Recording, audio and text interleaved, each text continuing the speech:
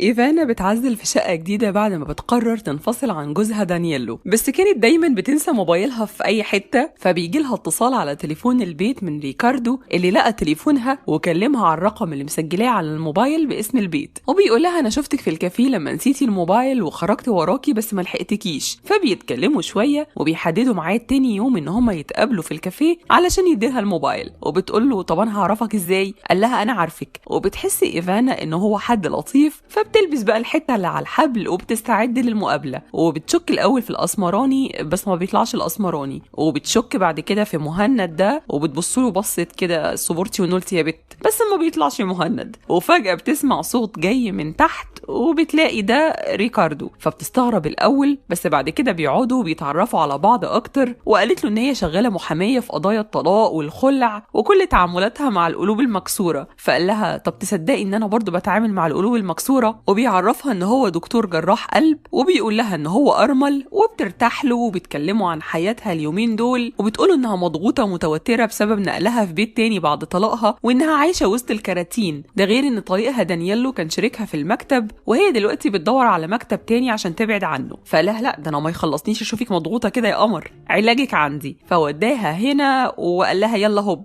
فقالت له لا هوب انت، فزقها وخلاها تهب بالعافيه. وعلى الرغم انها كانت مرعوبه بس حبت التجربه جدا وكانت على استعداد انها تجربها تاني، وراحت بعد كده معاها المستشفى وخدت رقمه، وعرفت من الممرضه ان هو اشطر دكتور قلب وهو دلوقتي مسؤول عن علاج البابا، وقالت لها ده هو الدكتور الوحيد اللي قدر يعالج حماتي، يلا الله يسامحه على اللي عمله بقى. فانبهرت ايفانا بيه اكتر، وخصوصا انه فعلا دكتور مشهور وبتبقى اخباره على التلفزيون والمجلات على انه اكبر دكتور جراح وان هو اللي مسؤول عن علاج البابا. وفعلا بيتقابلوا تاني يوم عشان ينطوا بالباراشوت، لكن الجو كان بيمطر، فبيقرر ريكاردو يخرجها برضه وبيبسطها باهم حاجه بتعمل دماغ للبنات، بالحاجه الحلوه معروفه يعني. فبيوديها المكان ده وبيغملها عينها وبياكلها حاجات حلوه ملزقه، فهي انبهرت بقى انبهار فظيع يعني. الشباب شايفين الافكار اللي احنا عندنا بيقولوا كفايه شوكولاته هتتخني. ودايما بيروح يحكي ريكاردو لبنته على اللي بيحصل ما بينهم بعد كل مقابله، وبنته بتقول له يتعامل معاها ازاي لانها نفسها ان باباها يحبه وكده يعني.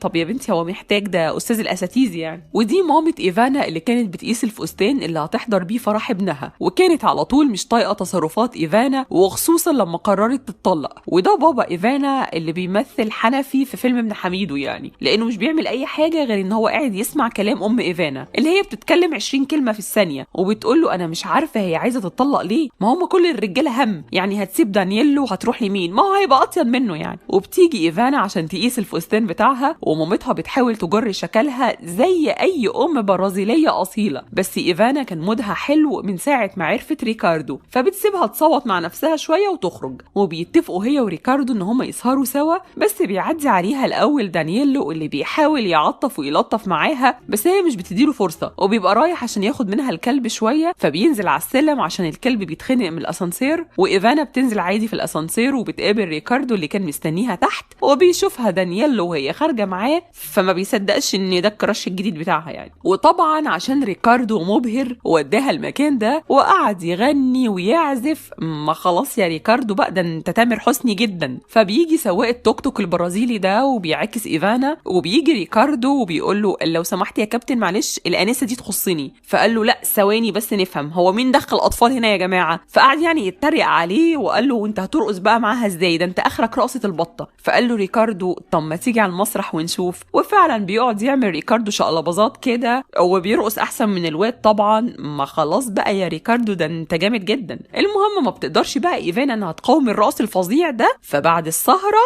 بيتم احتساء الشاي بنجاح، وبيفضل دانييلو يفكر في الراجل اللي شافه مع ايفانا ويقول للسكرتيره تخيلي الهانم تعرف واحد قصير مش باين من الارض. فقالت له قصير لحد هنا كده يعني؟ قال لها لا اقصر. قالت له كده يعني؟ قال لها يا بنتي اقصر انت مش عارفه حاجه. ولما بتيجي ايفانا بيقول لها هو ايه اللي انت خرجتي معاه امبارح ده، انا على فكره شفتك، هو انت مش مكسوفه منه؟ طب هتقولي ايه بقى لمامتك؟ ده مش بعيد تفضل تتكلم 12 ساعه ما تفصلش فيها السريعة دي يعني. فقالت له مالكش فيه، واتكلمت شوية مع السكرتيرة وقالت لها على الرغم من حجم ريكاردو الصغير إلا إنه بني آدم رائع وإنها بتحس معاه براحة. وبيفضل دانييلو يزن عليها إنها تاخد هي المكتب وهو يخرج منه، بس هي بعتت له فويس نوت وقالت له أنا مش هغلط تاني، قلت لك إني مش عايزاه غير لفترة بسيطة لإني عندي خطط تانية وهحتاج لواحد أكبر، والجملة الهبلة دي هنحتاجها قدام شوية. وبعدها بتعزم ريكاردو عندها في البيت، وبنتفاجئ إن ريكاردو كمان بيعرف يطبخ، فبيروح بقى ويعمل شقلباظات عشان يعرف يوصل لأدوات المطبخ، لأن هو كان رافض إن إيفانا تساعده، وهو عادة مش بيحب أي حد يساعده علشان ما يحسش إنه ضعيف.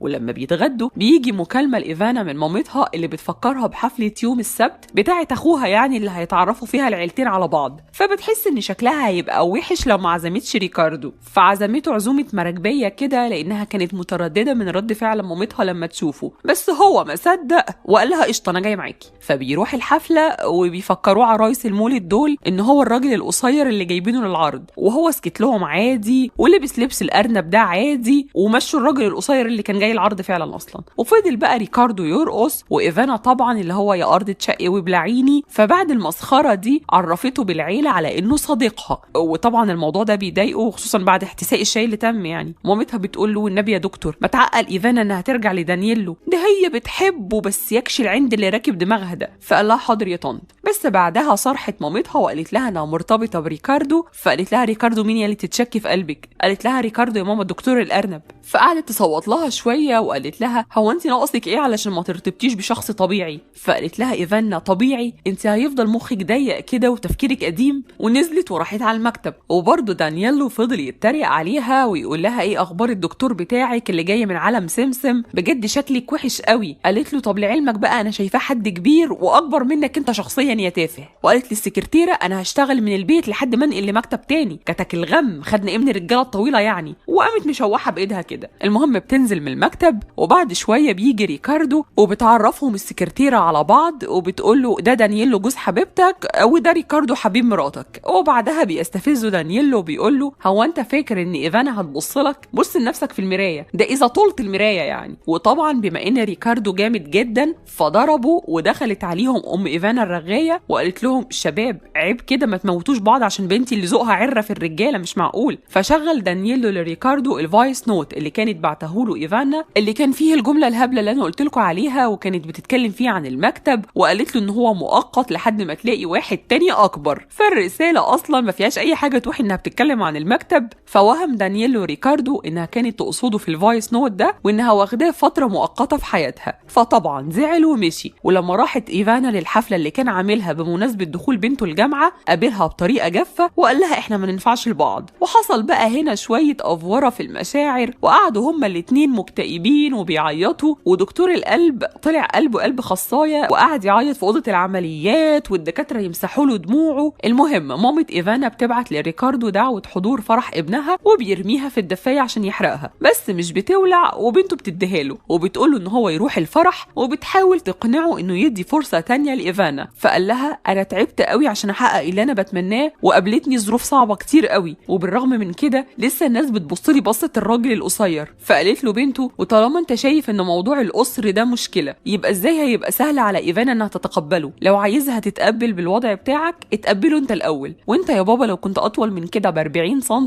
صدقني ما كانتش هتفرق، لان ده مش هيغير من طبيعتك الحقيقيه الجميله. فبنيجي للفرح وبيحاول دانييلو الواطي ان هو يعطف ويلطف تاني مع ايفانا، وبيقول لها خلينا نرجع لبعض، العملاء بتحبك والسكرتيره بتحبك والكلب بيحبك، وانا مفلس، ووجودنا مع بعض هيبقى اقل تكلفه بصراحه. فطبعا ده واطي وغبي مش عارف يضحك عليها بكلمتين، فملناش دعوه بيه. المهم اتغاظت منه ايفانا وراحت قالت لمامتها هو انت عزمتي دانييلو ليه؟ قالت لها بلطف لك الجو معاه بعد ما سمعت بودني اللي انت قلتيه على ريكاردو وانك ولا بتفكري فيه ولا حاجه. فقالت لها سمعتي ايه؟ وطبعا عشان مامتها زي الراديو فما بيقدرش دانييلو يوقفها، وحكت لها كل اللي حصل، وعرفت ان دانييلو ضحك على ريكاردو عشان يبعدوا عنها. ولسه مامتها بتتكلم وما بتفصلش تحصلش، فبيوقفها جوزها اخيرا وبيقول لها سيبي البت في حالها. فبتقول له حنفي. قال لها مفيش حنفي، هي قالت لك انها مش بتحب دانييلو وبتحب الراجل القصير، مالك؟ وانت يا بنتي ما تخليش حد يتحكم فيكي وما تسمعيش لاي حد غير قلبك.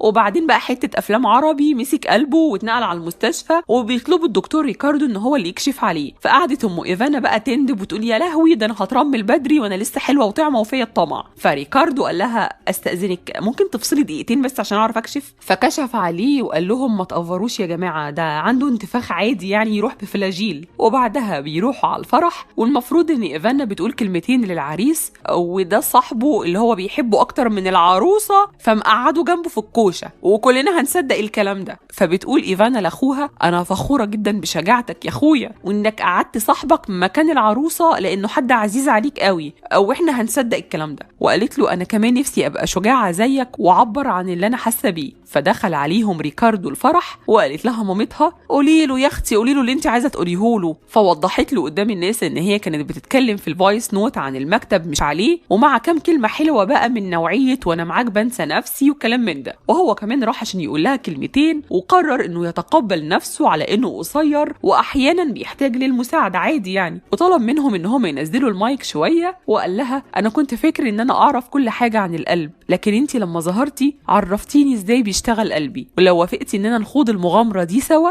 اوعدك ان انا مش هسيبك تاني ابدا. وطبعا ايفانا بتفرح والناس بتفرح واخوها وصاحبه بيفرحوا والفيلم بيخلص. والحكمه بقى اللي احنا طلعنا بيها من ام الموال الاسود ده، عايز تعلق بنت هتلاقي حاجه حلوه معروفه، وانتي حبيبتي اللي بتقدم لك عريس اقصر منك ب5 سم اقبليه عادي لو كويس على فكره. اديكي شايفه ايفانا الموزه عملت ايه، انا قلت اهو.